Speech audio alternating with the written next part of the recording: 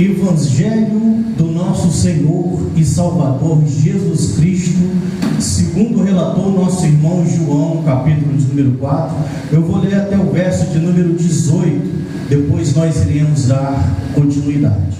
Diz assim a palavra de Deus: quando, pois, o Senhor veio a saber que os fariseus tinham ouvido dizer que ele, Jesus, fazia e batizava mais discípulos que João, se bem que Jesus mesmo não batizava, e sim os seus discípulos, deixou a Galileia, retirando-se outra vez, deixou a Judéia, retirando-se outra vez para a Galileia, e era-lhe necessário atravessar a província de Samaria. Chegou, pois, a uma cidade samaritana, chamada Sicar, perto das terras que Jacó dera a seu filho José. Estava ali a fonte de Jacó. Cansado da viagem, assentara-se Jesus junto à fonte, por volta da hora sexta. Nisto veio uma mulher samaritana tirar água, e disse-lhe Jesus: dá-me de beber, pois seus discípulos tinham ido à cidade para comprar alimentos. Então lhe disse a mulher samaritana: como sendo tu judeu, pedes de beber a mim, que sou mulher samaritana? Porque os judeus não se dão com os samaritanos. Replicou-lhe Jesus: se conheceras o dom de Deus, e quem é que te pede, dá-me de beber, tu lhe pedirias, e ele te daria água viva. Respondeu-lhe ela: Senhor, tu não tens com que tirar a água, e o poço é fundo. Onde, pois, tens a água viva? És tu, porventura, maior que Jacó, o nosso pai, que nos deu o poço, do qual ele mesmo bebeu, e bem assim seus filhos e seu gado? Afirmou-lhes Jesus: quem beber desta água tornará a ter sede. Aquele, porém, que beber da água que eu lhe der, nunca mais terá sede. Pelo contrário, a água que eu lhe der será nele uma fonte a jorrar para a vida eterna. Disse-lhe a mulher: Senhor, dá-me desta água para que eu não mais tenha sede, nem precise vir aqui buscá-la. Disse-lhe Jesus: vai, chama teu marido e vem cá. Ao que respondeu a mulher: não tenho marido. Replicou-lhe Jesus: bem disseste, não tenho marido, porque 5 maridos já tiveste, e esse que agora tens não é teu marido. Isto disseste com verdade. Somente até aqui. Repita assim comigo: Senhor Jesus, Senhor Jesus, nesta noite, eu também quero a água viva. Amém. Pode tomar o seu assento, por gentileza. Essa passagem é uma passagem muito conhecida, só que ela tem uma profundidade muito grande, e hoje nós estamos aqui com o intuito de meditar em cima desse acontecimento e trazer para a nossa vida aqui um ensino através da palavra, para que nós sejamos edificados. O Senhor Jesus, ele ficou sabendo que os fariseus, que eram uma classe política e também religiosa, eles tinham influência também na política, mas eram religiosos como ofício, eram como se fosse hoje presbíteros, pastores, evangelistas, como se fossem bispos, reverendos, líderes espirituais. E esses homens, eles ficaram sabendo que o Senhor Jesus estava crescendo o seu ministério ao ponto de superar a quantidade de discípulos de João Batista, que era o precursor, aquele que veio antes do Senhor. E eles começaram a querer colocar uma rivalidade entre o Senhor Jesus e também João Batista. Nós vimos que no capítulo 3, o João Batista, ele é indagado acerca do Senhor Jesus e fala assim: ele está ganhando mais almas do que você, ele está conquistando mais discípulos do que você. E vimos que João Batista não se importou nem um pouco, ao ponto de dizer: importa que ele cresça e que eu diminua. Alguém lembra disso? Foi a última mensagem. Só que eles não ficaram satisfeitos com isso, porque a palavra de Deus, ela é eficaz e diz que um reino dividido, ele não quer. subsiste. Então eles queriam arrumar uma contenda entre o Senhor Jesus e João Batista. O Senhor Jesus, muito sabiamente, o que ele fez? Ele estava próximo à região que João Batista estava ali anunciando também o Evangelho. Ele decidiu atravessar o país. Ele saiu da Judéia, que fica na região sul, aonde teve a divisão do reino, onde pertence Jerusalém, e ele foi para a região norte, para a Galileia. Ele atravessou praticamente todo o país para sair de perto de João Batista. Não que ele tivesse problema com João Batista, mas é melhor o que? Você vigiar, melhor você precaver. E ele toma essa atitude e ele tem que passar por dentro de Samaria. Haveria outros caminhos que até os próprios judeus faziam através do litoral ou pelo interior, mas o caminho mais rápido, o caminho mais próximo era pela Samaria, era pela região dos samaritanos. Porém, tinham vários empecilhos. Primeiro, era uma região muito perigosa, através de assassinos, salteadores, homens que roubavam naquele caminho e matavam pessoas. Eles tinham que passar e cruzar esse caminho. O segundo ponto é um ponto religioso. Por que ela fala aqui os samaritanos, ou João fala? Porque João, ele tem sempre, nós vamos ver durante o Evangelho de João, que ele tem sempre uma descrição. Hoje nós estamos lendo aqui, e você hoje ficou sabendo, talvez, ficou sabendo hoje, que os samaritanos e os judeus não se dão. Mas só que esse fato aqui, para quem estava lendo no tempo do Senhor Jesus, era irrelevante, porque eles já tinham essa informação. Então, quando João ele vai escrever no Evangelho, ele vai dando detalhes para que hoje nós viemos ter uma noção melhor. Detalhes que no tempo dele não era necessário, porque João ele conhecia todo o território, ele sabia que tinha que ter aquela passagem, tinha que passar por ali. Mas hoje ele quer trazer para a gente uma visão do tempo do Senhor Jesus. E quando fala que tinha que atravessar aquele caminho, um judeu que era um religioso, vamos dizer assim, bem fervoroso, um religioso bem rigoroso, ele jamais passaria por esse território, porque Samaria era considerada a escória da sociedade. Eles eram desprezados. E quando que aconteceu isso? Quando Salomão ele chega na sua velhice, a palavra de Deus diz que ele arrumou vários casamentos com mulheres de outras nações. E com isso ele começou a fazer diversos templos para vários deuses de outros países. E a parte norte de Israel ficou praticamente na idolatria. Quando teve a ruptura do reino, depois da morte de Salomão, aonde Jeroboão ficou com o reino do norte, com 10 tribos, e Roboão, que é da linhagem de Salomão, ficou com 2 tribos, somente com Judá e Benjamim. O reino do norte ele ficou numa decadência espiritual. E para que o povo não saísse da região norte e fosse adorar em Jerusalém, que era uma ordem de Deus, segundo a palavra de Deus, alguns homens tiveram uma ideia. Por exemplo, primeiramente Jeroboão colocou 2 templos e 2 bezerros de ouro, um em Betel e outro em Dan. E depois, futuramente, Omri, que era o pai de Acabe, ele levanta uma cidade, coloca o nome de Samaria, e lá ele coloca um centro, vamos dizer, espiritual.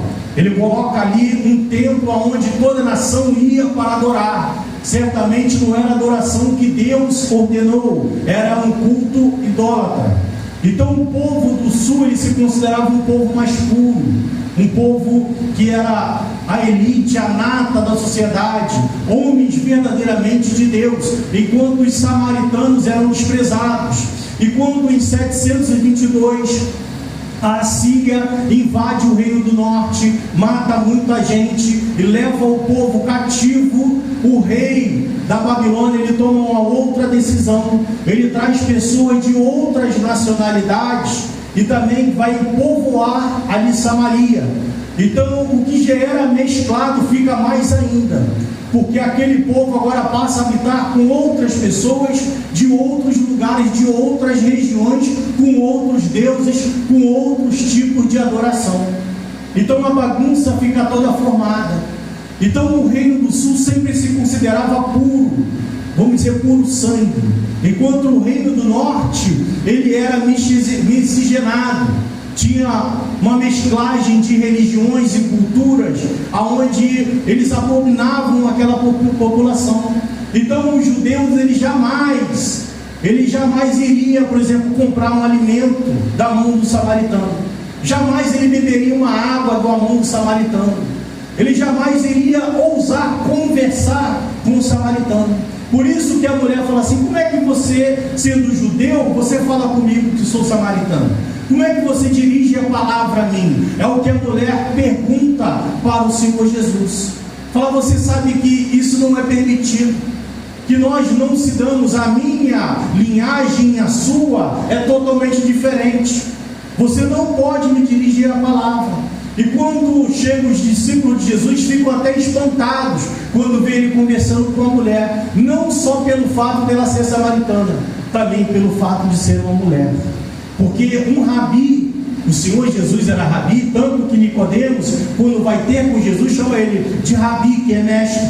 Um rabi, ele não poderia falar nem com a própria mulher dele em público, quanto mais com outra mulher.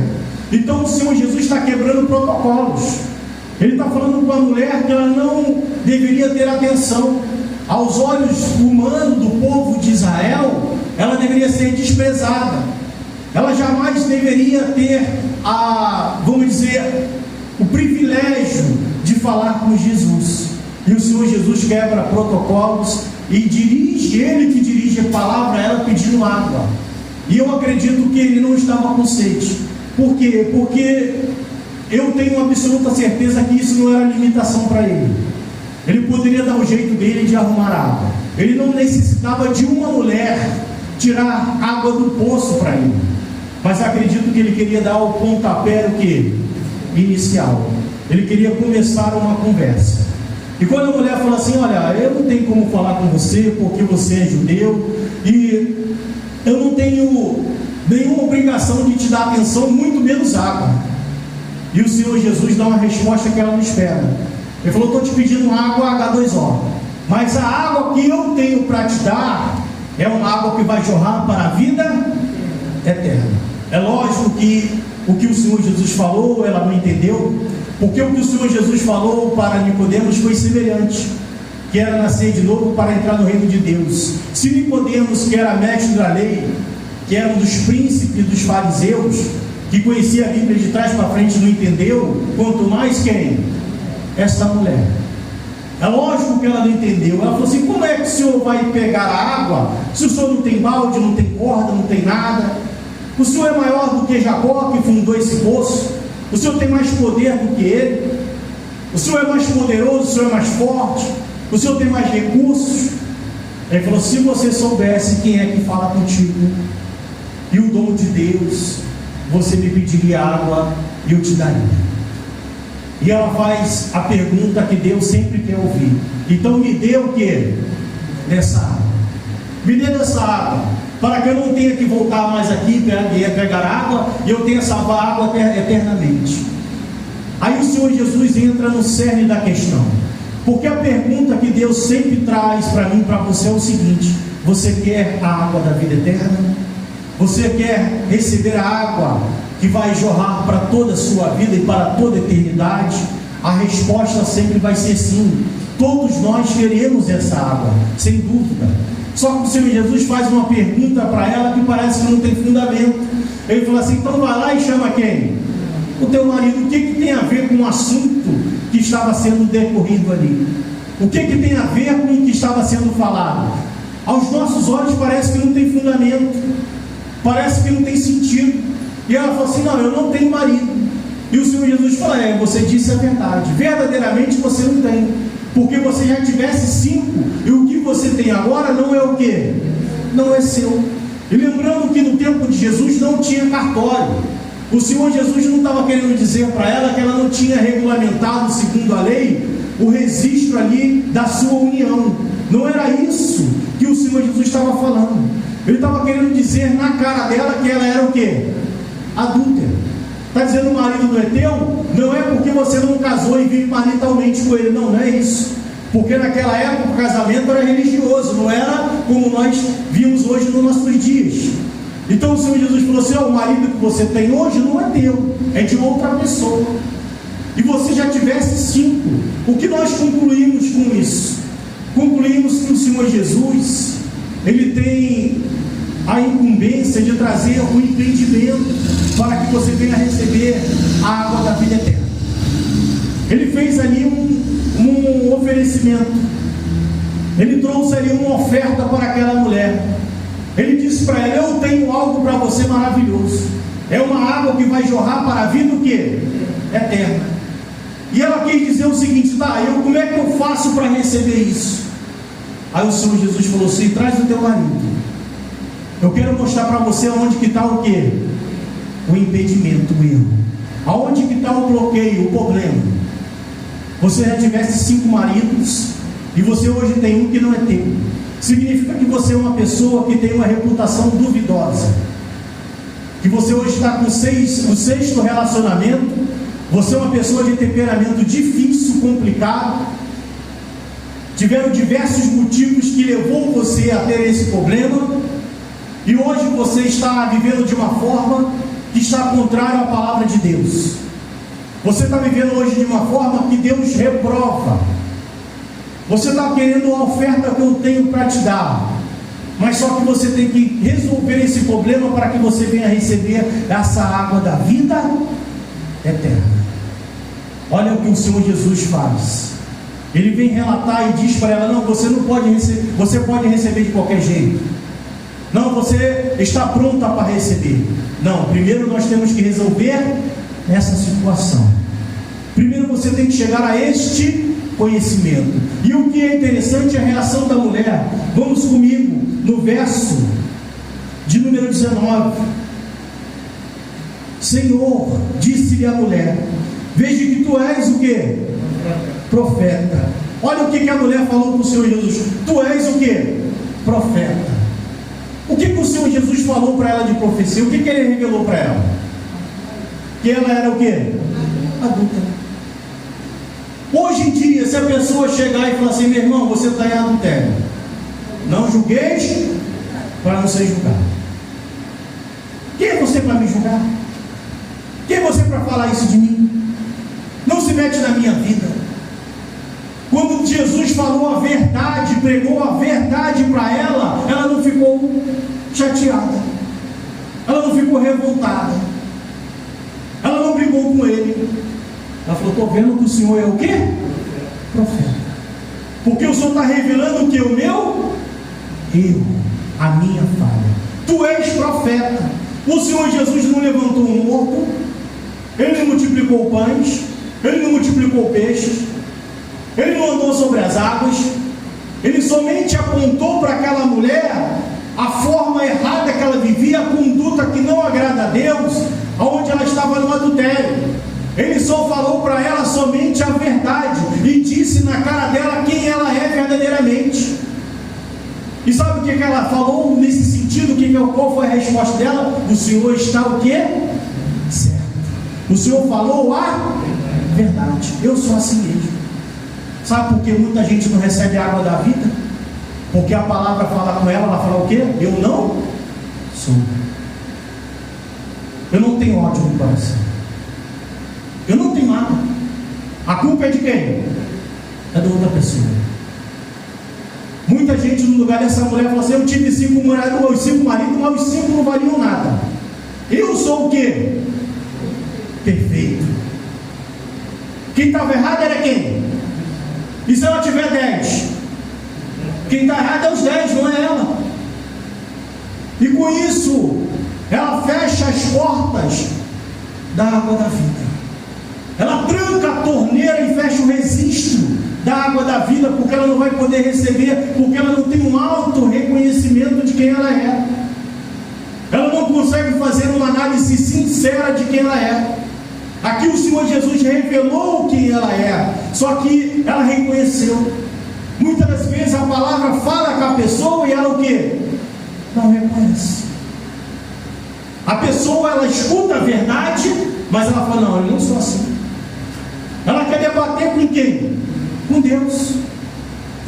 Ela quer ficar trocando palavras com Deus, querendo dizer que ele está errado e ela está o quê? Está certo. É como se Deus falasse para uma pessoa, você é idólatra. A pessoa, não, eu não sou. Você é? Não, eu não sou. Você é? Não, eu não sou. Você é uma pessoa que não tem caráter, você tem que mudar a sua conduta. Não, eu não sou. Você é ladrão. Você é uma pessoa que prejudica os outros, calunia, fala mal.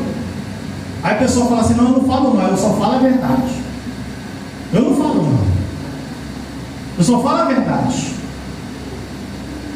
Eu não estou caluniando ninguém, quando na verdade está dissolvendo o seu ódio, o seu rancor, a sua mágoa, e a pessoa não reconhece que ela é verdadeiramente desse jeito.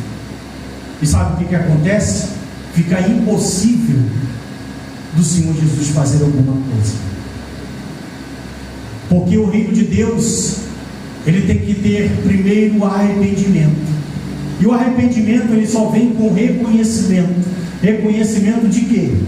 Dos meus erros, dos meus pecados e das minhas falhas. Se eu não tenho erro, não tenho pecado, não tenho falha, logicamente eu não tenho arrependimento. E se eu não tenho arrependimento, logicamente eu não posso receber a água da vida eterna. O raciocínio é lógico. Ela não debateu com o Senhor Jesus. Ela podia dizer, quem é você que vem aqui? Eu nem te conheço. Você não podia nem estar falando comigo, e você vem falar essas coisas de mim. Você é muito cara de pau. Ela poderia ter tido essa atitude, mas só que ela humildemente, ela fala assim, eu vejo que tu és o quê? Profeta. Agora você vê, né? Quando uma pessoa tem uma visão espiritual, ela reconheceu que o Senhor Jesus era profeta, chamando ela de quê? De adúltera. Ela falou, vejo que tu és profeta, porque está me chamando de adúltera. Hoje em dia a pessoa só quer ouvir o profeta que vai falar aquilo que agrada a ela, aquilo que lhe convém, aquilo que vai agradar a sua carne, o seu ego. Mas aquele profeta que fala a verdade, que vai confrontar, ao ponto da pessoa ter que mudar de vida, ela falou, não, isso não é homem de Deus. Esse não está pregando a verdade. Quando na verdade você vai encontrar na Bíblia todos os homens que verdadeiramente anunciaram a palavra de Deus, trazendo uma mensagem de mudança, de transformação, de confronto, aonde a palavra vai nos confrontar ao ponto de você reconhecer o seu erro e você buscar mudança. E essa mudança não vai ser a curto prazo, mas até o último dia da sua vida. E vai ser uma perseguição constante da perfeição que você nunca vai alcançar. Mas o que Deus vai querer, na verdade, é a sua dedicação. Por isso que o reino de Deus é tomado o quê? Por esforço. Por isso que você tem que negar a quem? A si mesmo. Você sabe que você é daquele jeito, você chega ao pleno conhecimento. Eu sou uma pessoa rancorosa, eu tenho ódio, eu tenho mágoa, eu tenho rancor, eu sou um ladrão, eu sou um adúltero, eu sou uma pessoa injusta, eu sou um caloteiro. A pessoa chegar ao pleno conhecimento e lutar para que a sua natureza seja transformada. E é isso que você vai ver a palavra falar todos os dias. Só que é uma palavra que incomoda. É uma palavra que nós não gostamos de ouvir. Por quê? Porque ela expõe os nossos erros, as nossas falhas. Ela externa quem nós somos verdadeiramente. Ela revela a nossa natureza carnal. Não só a tua, mas a minha, mas de qualquer ser humano na face da terra. Ela revela a parte podre que domina a nossa carne, aonde nós carregamos todos os dias. E essa parte pode estar presente em todos os seres humanos na face da terra. Porque o próprio Deus diz que o homem é mau desde a sua o quê? Meninice. Mas o grande X da questão é quando você tem a consciência de que você é assim. De quando você tem dependência de Deus. Que você tem que ser transformado.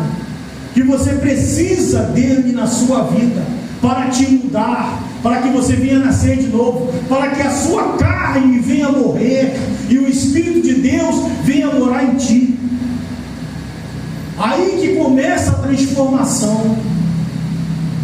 O Senhor Jesus já começou ali o tratamento com ela, expondo o que ela deveria mudar na sua vida e falando para ela: ó, você vive dessa forma, e dessa forma você não tem como receber a água da vida eterna.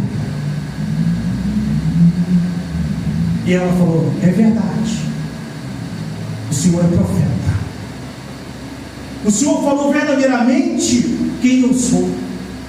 O problema é quando a pessoa escuta a verdade, entra no ouvido e sai no outro. Aí a pessoa, ela não tem mudança. Ela não pode ser alcançada pela graça de Deus, não porque não esteja disponível. Aqui o Senhor Jesus quebrou protocolos, mostrando que está disponível para todo mundo. Quando ele pergunta para aquela mulher, ele já sabia quem ela era, já sabia das suas práticas e da sua conduta, mas ele não quer saber o que você fez ou deixou de fazer.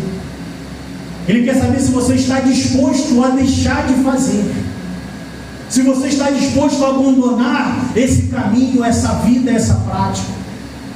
Ele quer saber se você quer verdadeiramente nascer o quê? De novo. É o que ele quer saber, é o que interessa. Eis o X da questão. É por isso que muita gente não entende, que fala assim: ah, matou, roubou, estuprou, sequestrou, fez, pintou os canecos, agora é crente. Glória a Deus. Se verdadeiramente ele abandonou essa vida, se ele nasceu de novo, você pode ter certeza que ele vai receber a água da vida eterna. Agora aquele que não muda, aquele que não abandona o caminho errado, aquele que acha que está sendo absolvido porque ele é bonzinho. Não, eu sou bonzinho. É o argumento que muitos fazem. Essa mulher poderia falar assim: não, mas o que você tem a ver comigo, com a minha vida? Você paga minhas contas? Não é o que muita gente fala? Você paga minhas contas? Só que aqui é o Senhor Jesus, é o Criador dos céus e da terra, que rege o universo, e as leis estão no poder dele. Ele é o juiz e determina quem está certo e quem está errado. Ele só manda o pregador falar que aquele que está errado irá prestar contas se não se arrepender, que aquele que não abandona as práticas, não reconhece o erro e muda de vida, vai ter um alto preço a pagar. Só que a oportunidade está disponível. Se ele ofereceu para esta mulher esta oportunidade, ela está disponível para qualquer um que quiser. Porque Deus, ele manifestou a todo mundo. A palavra em João 3,16 nós vimos no capítulo passado que Deus amou o mundo de tal maneira que deu o seu Filho unigênito, para todo aquele que nele não pereça, mas tenha vida eterna. Mas é somente aqueles que nele creem. Você sabe o que é acreditar? Acreditar é como se tivesse esse copo aqui, ó, e eu falar para você: não beba essa água, que ela está com veneno e você vai morrer. E você fizesse aquilo. Sabe o que significa? Que você não está tendo. Quando eu pego a palavra de Deus e falo aqui para você, ó, aqui está escrito em 1 Coríntios capítulo 6, a partir do verso 8, 9, que não herdarão o reino de Deus os ladrões, os homicidas, os viciados, os injustos, os afeminados, os feiticeiros não herdarão o reino de Deus. Se você escuta isso e você não dá a mínima, você não crê, porque você está pagando o quê? Para ver. Você não crê, você não acredita. Você só acredita quando você toma posição, quando você toma uma atitude. Aí você está mostrando que você crê. Por isso que Tiago fala que a fé sem obras é o quê? É morta. Se eu falo que eu tenho fé, mas eu não tenho uma atitude, eu não faço nada para mostrar minha fé, a minha fé é morta. Eu não creio em nada. Eu vou mostrar a minha crença através da minha atitude, me excluindo daquela condição que vai me levar para a perdição, e me colocando na posição que eu venha receber a água da vida eterna. É óbvio que isso tem um esforço, tem uma dedicação. Eu tenho que tomar a minha cruz. É uma luta que eu vou travar todos os dias, como está em Gálatas capítulo 5, que o Espírito milita contra a carne. Não vai ser fácil, mas eu tenho que ter a consciência de que é necessário. Eu tenho que saber que eu tenho que passar por esse processo para que eu venha receber a água da vida eterna. Verso de número 20. Nossos pais adoravam neste monte. Vós, entretanto, dizeis que em Jerusalém é o lugar onde se deve. Disse-lhe Jesus: mulher, pode crer-me que a hora vem, quando nem neste monte, nem em Jerusalém adorareis ao Pai. Ela faz uma pergunta religiosa para o Senhor Jesus. Ele falou para ela: ó, você está numa condição que não tem como te dar essa água. Aí ela vai e fala assim: então o que eu tenho que fazer? Eu tenho que adorar aqui ou eu tenho que adorar onde? Em Jerusalém. Qual é o lugar que eu tenho que ir? Aqui é o erro que muita gente comete no dia de hoje. O Senhor Jesus estava falando para ela mudar o culto dela ou mudar a conduta de vida? A conduta. Mas ela está querendo mudar o quê? Sabe o que é isso? Não, eu vou nessa campanha aqui, que nessa campanha eu vou receber a água da vida eterna. Eu não posso quebrar a corrente, a campanha, mas continua falando mal dos outros, continua no adultério, continua na prostituição, nos vícios, continua roubando. Não adianta? Não, eu vou lá em tal lugar, que tal lugar é poderoso. Lá o negócio lá é forte, lá é mistério, lá é fogo puro. Mas se não muda as condutas, se não muda a prática, a forma de viver, não adianta nada. Aí o Senhor Jesus fala assim: ó, não é nem lá e nem o quê? E nem aqui. Não é nem em Jerusalém, não é nem em Samaria. Isso não importa. A gente vai ver ali na continuação que o Senhor Jesus fala assim: o Senhor está procurando aquele que adora em espírito e em verdade. Não importa o lugar. O que importa é se você está vivendo em verdade.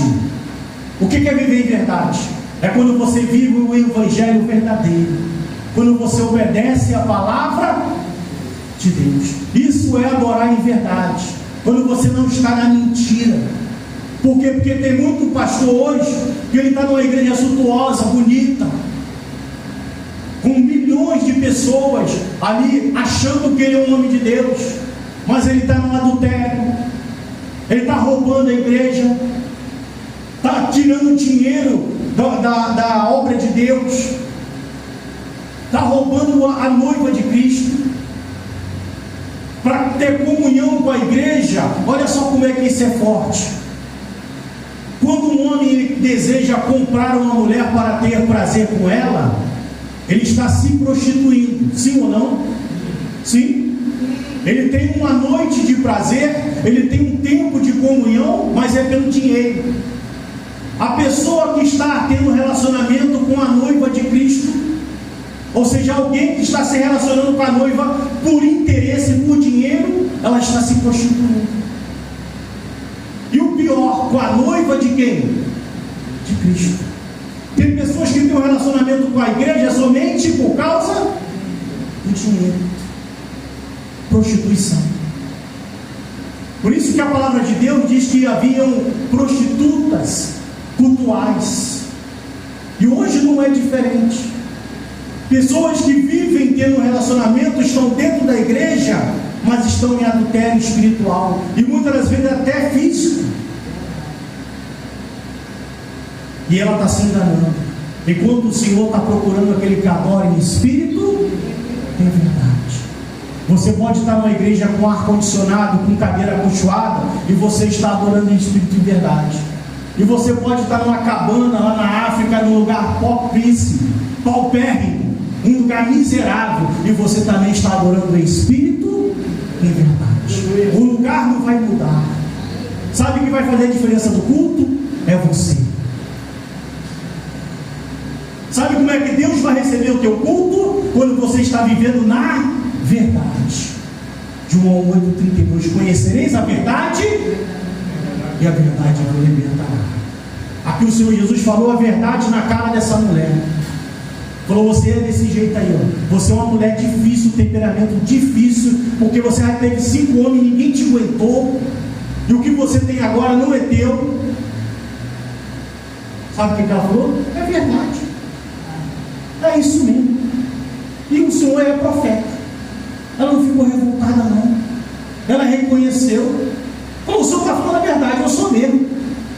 Eu sou mesmo, isso aí mesmo. Agora o que eu tenho que fazer para consertar? Eu vou adorar lá em Jerusalém, eu vou adorar aqui? Não, não é nem lá e nem aqui. Você tem que nascer de novo. Você tem que mudar não o seu culto, mas a forma de viver. Os fariseus eram homens que mais deram trabalho para o Senhor Jesus. Sabe por quê? Porque eles eram religiosos e achavam, porque iam no templo 2, 3 vezes por semana, que jejuavam, não era dizimista, que eles estavam acima da média, que eles estavam até com crédito com Deus. E o Senhor Jesus fala: ai de vós, escribas e fariseus, vocês negam o mais importante da fé.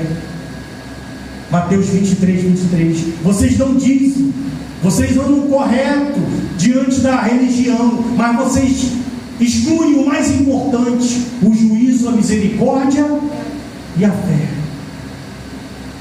Vocês são sepulcro o quê? Caiado. Não adianta você ir em qualquer igreja na face da terra e você não mudar a sua vida, você não nascer de novo. Eu não estou falando que você vai entrar hoje numa igreja e amanhã tu vai estar com uma auréola na cabeça e você vai virar um santo. Mas você não pode estar 20 anos lá e você não mudar. Você não nascer o quê? De novo. Você não se tornar nova criatura. Porque quem está em Cristo, nova criatura é. É isso que você tem que entender. Não adianta você vir aqui toda semana. Não adianta você fazer campanha. Não adianta você ficar para lá e para cá, se você não nascer de novo. Se você não colocar no centro da vontade de Deus, não vai adiantar nada. Nada vai mudar. E você pode fazer uma coisa, duas, você pode mudar de igreja, você pode fazer o que for, mas se não mudar aqui dentro, não adianta nada.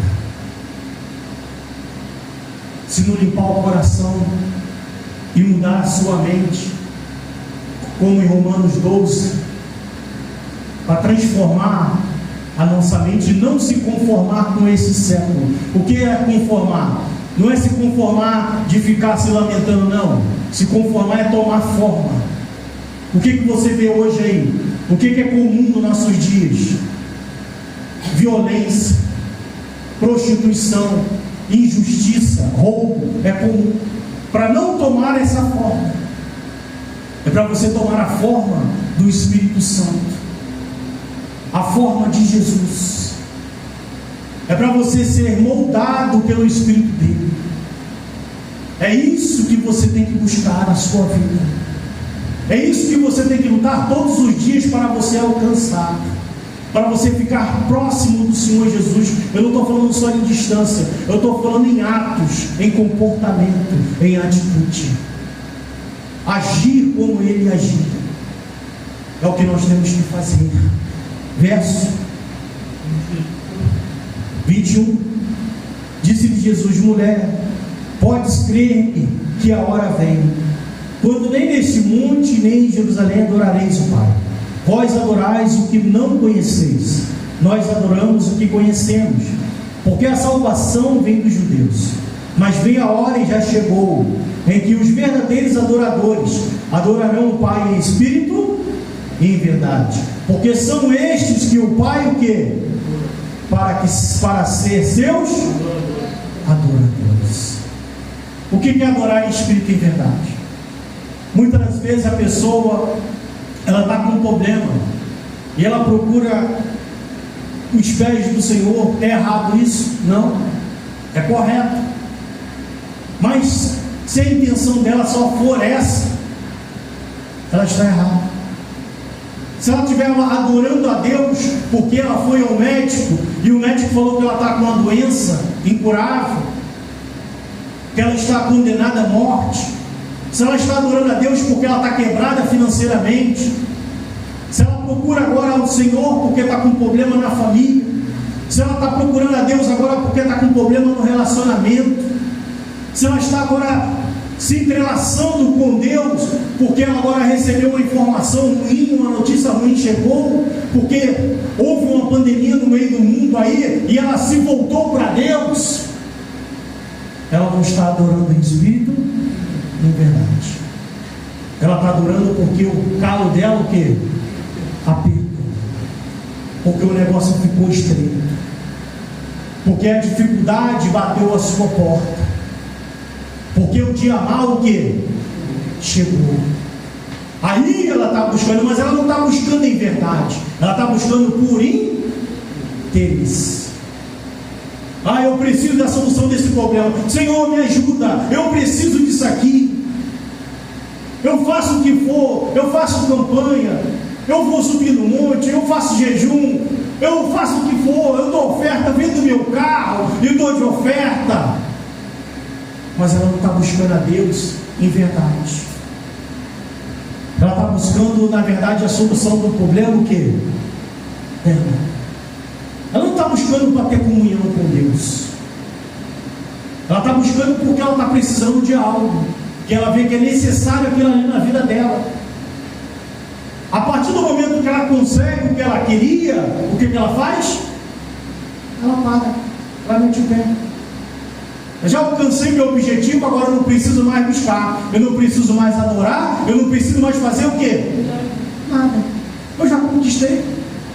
E não são esses que o Senhor está procurando. Ele está procurando aquele que adora em espírito, no dia bom e no dia ruim, na alegria, na saúde, na doença, em qualquer circunstância.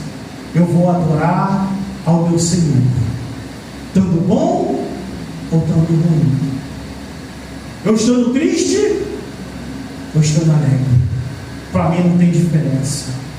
Eu tenho que adorar a Ele, engrandecer o nome dEle. Isso que é adorar em espírito e em verdade. E é esse que o Senhor está procurando. E quem aqui está nesta noite para adorar Ele em espírito e em verdade, diga glória a Deus. E Ele está nos procurando. A palavra diz que os olhos dele passeiam pela terra. Você sabe o que é isso? Ele está ansioso para encontrar alguém assim, que está buscando a Ele somente por amor a Ele, sem interesse, sem segundas intenções.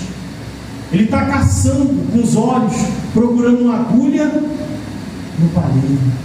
Aquele que adora em espírito e em verdade. Verso 24. Deus é espírito, e importa que os seus adoradores o adorem em espírito e em verdade. Eu sei, respondeu a mulher, que há de vir o Messias chamado Cristo. Quando ele vier, nos anunciará todas as coisas. Disse-lhe Jesus: eu sou, eu que falo contigo. Neste ponto chegaram os seus discípulos e se admiraram de que estivesse falando com uma mulher. Todavia, nenhum lhe disse: que perguntas? Ou por que falas com ela? quanto a mulher, deixou o seu cântaro e foi à cidade e disse àqueles homens: vinde comigo e vede um homem que me disse tudo quanto tenho feito. Será este porventura o Cristo? Saíram, pois, da cidade e vieram ter com ele. Olha só que interessante. A mulher saiu do local que estava o Senhor Jesus e ela deixou o cântaro. Se ela deixou o cântaro, ela tinha intenção de voltar. Porque quando o povo ia buscar água, a água não era encanada como nossos dias, levava um volume grande. Você não vai lá pegar um copo d'água, vai lá pegar 20, 30 litros. A mulher sabia que se ela fosse levar 20, 30 litros, caminhando, ia demorar. Ela deixou lá e foi correndo avisar: olha, encontrei ali um homem especial, eu acho que ele é o Cristo. Por que você acha que ele é o Cristo? Porque ele falou tudo que era verdade a respeito do quê? De mim. Você imagina, hein? A mulher falou que eu sou uma pessoa difícil, que eu sou adúltera. Ele falou tudo, ele falou a verdade. Vamos lá, que esse homem é um homem o quê? De Deus. Hoje ia tomar uma voadora. Hoje ia apanhar. Hoje, não sei não. Porque não pode falar hoje. Hoje tem que falar só o quê? Jesus te ama. Não tem importância o que você faz. Você pode matar, você pode roubar, você pode adulterar. O que importa é o quê? O seu coraçãozinho. Não tem problema nenhum. Jesus te conhece. Você é a menina dos olhos de Deus. Hoje eu conto, né? É uma pregaçãozinha, né? Que, aí tu sai todo mal, Deus me ama, eu posso continuar assim, não tem problema nenhum. A mulher foi lá e falou assim: ele falou tudo que eu faço de errado. Esse verdadeiro é homem, mas só que hoje está invertido. Hoje está invertido. Porque se você for pregar isso hoje, irmão, a igreja fica assim, ó. Tem quantos aqui? 2, 4, 6, 7. Tem 7. Agora, se eu estivesse falando aqui que você ia ficar rico, milionário, que os seus inimigos iam ser destruídos, se eu estivesse falando para você: não, pode continuar cheirando, fumando, bebendo, pode continuar fazendo o que você faz, não precisa mudar, nem toca nesse assunto, porque é constrangedor. Para que falar isso, né, gente? Falar só coisa boa, né? Sua empresa vai prosperar, teu telefone vai tocar, você vai receber ainda essa semana uma ligação que tu vai ver o que vai acontecer. Deus vai fazer um reboliço que tudo vai dar certo e seus inimigos vão ser destruídos. Você está rindo, dona Maria? É assim que acontece. Não, esquece, deixa isso falar. Deixa isso falar. Deixa isso falar. Mas é assim que acontece. Por quê? Porque é desse jeito que funciona. Só que desse jeito, se você continuar dessa forma, vivendo desse jeito, você não pode receber o quê? A água da vida eterna. Você não pode receber. Você não vai receber o quê? Nunca. O telefone pode até tocar. É verdade. Você pode até arrumar um emprego. O marido pode até voltar. Mas você não vai receber a água da vida eterna. Se você não nascer de novo. Eu já vou embora. Tomara que esteja na glória. Amém. Então isso que importa. Viajou, mas está no lugar bom.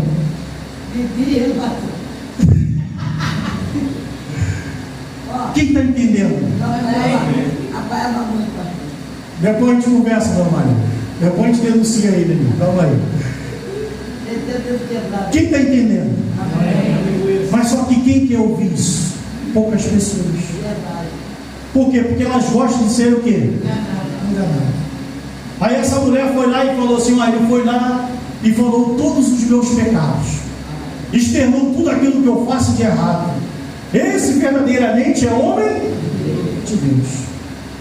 Hoje, um camarada que ele prega a verdade, ele é tido como um homem rude, é um impostor. E o que está no 5º casamento, no 6º casamento, não trabalha, vive às custas da igreja, esse é bom. Hoje está invertido. Esse é bom, né? Hoje o camarada não faz nada para ninguém, curte as custas da igreja, viaja, passeia, anda de carro novo, casa com carro, casa com piscina, largou já 5 mulheres para trás, já está com outra. Ó, a mulher, a pastora já largou 4 homens, já está com 5 e por aí vai. Gente, Jesus mandou pregar, eu prego mesmo. Eu não quero nem saber. Se eu estiver mentindo, alguém fala para mim que eu estou mentindo. Se eu estou falando a mentira, pode me corrigir alguém que esteja me assistindo. Fala, não, pastor, isso é mentira, isso não existe. Então pode vir aqui que eu provo para você que é verdade. E quantas pessoas estão seguindo essa galera? Um montão. Mas por quê? Porque fala aquilo que ela quer o quê? Ouvir. E essa mulher, ela se atraiu não pelo aquilo que ela queria ouvir, mas ela se atraiu pela verdade. Ela falou assim: esse verdadeiramente é o homem de Deus, porque ele externou tudo aquilo que não presta dentro de mim. Só que ele fez primeiramente uma promessa. Tudo começou com uma palavra que o Senhor Jesus falou. Ele ofereceu a água da vida eterna. E hoje não muda. Ele vai externar todos os meus erros, os pecados, o seu também, de todos nós. Mas a primeira coisa que ele vem oferecer para mim e para você é a água que vem jorrar para a vida eterna. Só que você só pode receber essa água quando você reconhece os seus erros, os seus pecados, as suas falhas, e você se arrepende. E jamais você vai se arrepender se você não passa por esse processo de você ser confrontado o quê? Pela palavra. Quando Paulo já estava velhinho, condenado à morte, numa masmorra, ele chegou para Timóteo e ele falou assim: eu te suplico, eu te clamo, pela misericórdia de Deus, que você pregue a palavra. Ele falou assim: eu estou te implorando para fazer isso, eu estou rogando. Ele falou: rogo que pregue, eu estou suplicando, porque chegará o dia que eles não suportarão a sã doutrina, sentirão comichão nos ouvidos e vão atrás de gente que só fala aquilo que ela quer, porque eles não vão suportar ouvir a verdade. Eles vão procurar lugares, porque aqui é bom de adorar, não ali que é bom de adorar. Mas ela não entendeu que ela tem que adorar em espírito e em verdade. Para encerrar, abra comigo em Apocalipse 22, o último capítulo da Bíblia, que fala da nossa morada, o nosso destino. Apocalipse 22 fala para onde nós iremos. Olha o que a palavra diz. Vou começar no 25 do capítulo 21. Apocalipse 21, 25. Vou começar no 25 para a gente entender melhor. Apocalipse 21, verso 25. As suas portas nunca mais se fecharão de dia, porque nela não haverá noite. E lhe trarão a glória e a honra das nações. Nela nunca, jamais penetrará coisa alguma o quê? E nem o que pratica abominação e mentira, mas somente os inscritos no livro. Está falando da cidade santa. Quem é que vai entrar lá? Só os santos. Lá não vai entrar coisa alguma contaminada ou impura. 22, verso 1. Então me mostrou o rio da água, brilhante como cristal, que sai do trono de Deus e do Cordeiro. No meio de sua praça, de uma a outra margem do rio, está a árvore da vida, que produz 12 frutos, dando seu fruto de mês em mês. E as folhas da árvore são para a cura dos povos. Nunca mais haverá qualquer maldição. Nela estará o trono de Deus e do Cordeiro. Os seus servos os servirão e contemplarão a sua face, e na sua fronte está o nome dele. Então já não haverá noite, nem precisam eles de luz de candeia, nem da luz do sol, porque o Senhor Deus brilhará sobre eles, e reinarão pelos séculos. Diga glória a Deus. Aleluia. É isso que Deus tem preparado para a gente. Só que lá não vai entrar coisa alguma contaminada. Lá não vai entrar impuro. Por isso que o Senhor Jesus falou: você quer beber dessa água? Eu vou te levar para o lugar que tem dela. Só que lá você não pode entrar dessa forma que você está. Você tem que nascer de novo. Infelizmente, na situação que você está, você não tem como beber dessa água. A fonte está lá nos esperando. Para você que está me ouvindo, a fonte está lá também te esperando. Mas para você entrar lá, você tem que se purificar. Você tem que nascer de novo. Você tem que se tornar nova criatura.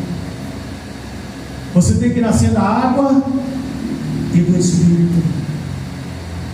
A fonte está lá guardando todos aqueles que querem verdadeiramente ter a participação dessa água que jorra para a vida eterna.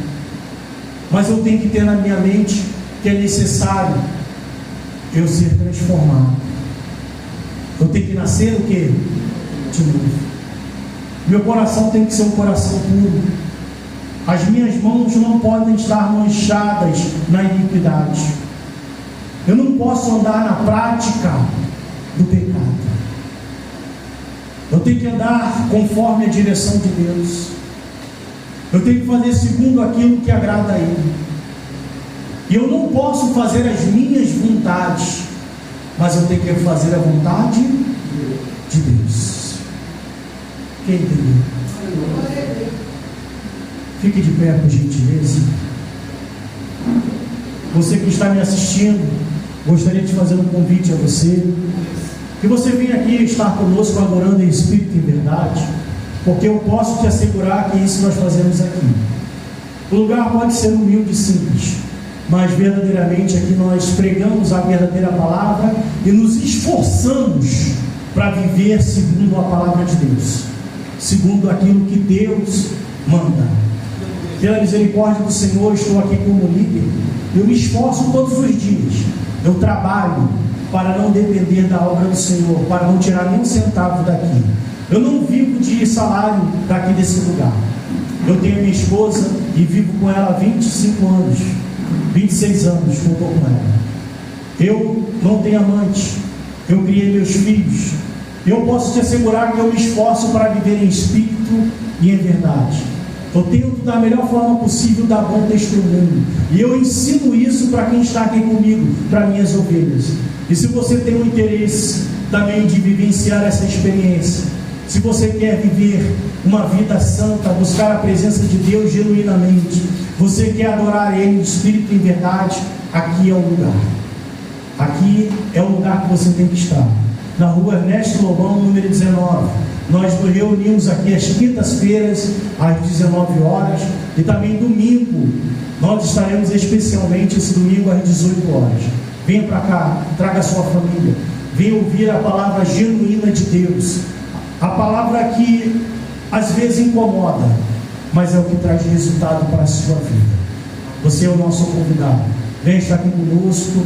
Vai ser um grande prazer em receber você e sua família. Fique na paz do Senhor Jesus.